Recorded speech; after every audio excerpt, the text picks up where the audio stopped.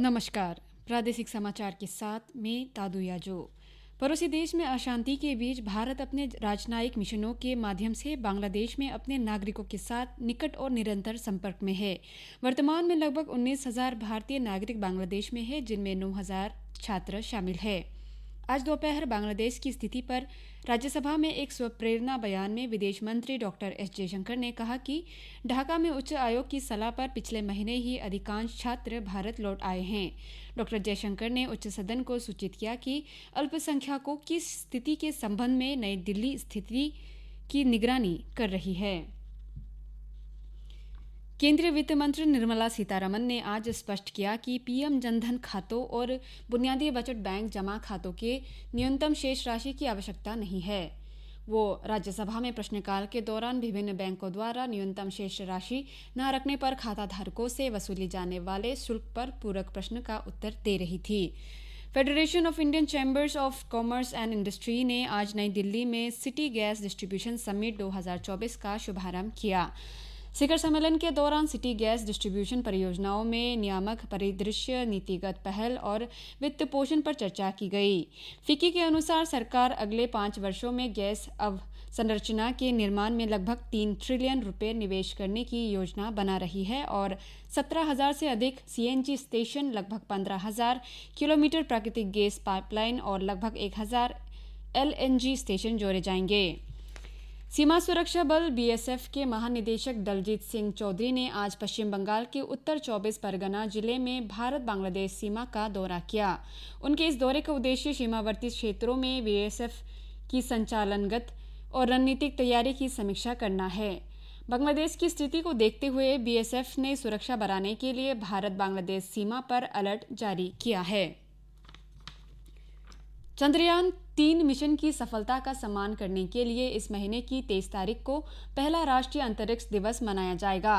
भारत सरकार भारत के अंतरिक्ष मिशनों की उल्लेखनीय उपलब्धियों को उजागर करने और देश के युवाओं को प्रेरित करने के लिए 1 महीने का अभियान शुरू कर रही है। इस वर्ष के उत्सव का विषय है चंद्रमा को छूते हुए जीवन को छूना, भारत की अंतरिक्ष गाथा, जो समाज और प्रौद्योगिकी पर अंतरिक्ष अन्वेषण के गहन प्रभाव पर जोर देता है। राष्ट्रीय अंतरिक्ष दिवस को मनाने के लिए विभिन्न हितधारक जनता को जोड़ने और जश्न मनाने के लिए पूरे भारत में कार्यक्रम आयोजित करेंगे। मौसम विभाग केंद्र ईटानगर ने आज पूर्व अनुमान लगाया कि ईस्ट कामेंग और पापुमपारे जिले ऑरेंज अलर्ट जोन में हैं और अलग अलग स्थानों पर बिजली के साथ तूफान और भारी वर्षा की संभावना है। इस बीच Anjaw, Dibang valley, lower Dibang valley, lower Siang, east Siang, Leparada, west Siang, Kra Daadi और तवांग जिलों को छोड़कर शेष सभी जिले येलो जोन अलर्ट में हैं। इन जिलों में अलग अलग स्थानों पर बिजली के साथ तूफान आने की संभावना है।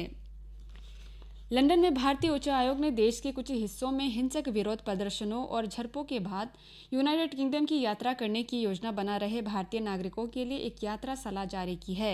सलाह में यात्रियों से सतर्क रहने और यूके के भीतर यात्रा करते समय सावधानी बरतने का आग्रह किया गया है। उच्च आयोग ने भारतीय आगंतुकों को स्थानीय समाचारों और स्थानीय अधिकारियों द्वारा जारी सुरक्षा सलाह का पालन करके सूचित रहने की सलाह दी है। कल लोअर सियांग जिले के लिकाबाली डिवीजन के लीपू में सरकारी माध्यमिक विद्यालय में दस्त रोको अभियान और जल शक्ति अभियान वर्षा को पकड़ो पहल के तहत जागरूकता कार्यक्रम आयोजित किया गया। इस पहल का उद्देश्य छात्रों को दस्त की रोकथाम के बारे में शिक्षित करना और उनके बीच प्रभावी जल प्रबंधन प्रथाओं को बढ़ावा देना था। चांगलांग जिले में बेटी बचाओ बेटी पढ़ाओ पहल के तहत इस साल आगामी अरुणाचल प्रदेश कर्मचारी चयन बोर्ड APSSB परीक्षा की तैयारी के लिए करीब 45 छात्रों को मुफ्त कोचिंग दी जाएगी। इस दौरान कार्यक्रम की शुरुआत एकीकृत बाल विकास सेवा के उप निदेशक S. लोंगलिंग ने की।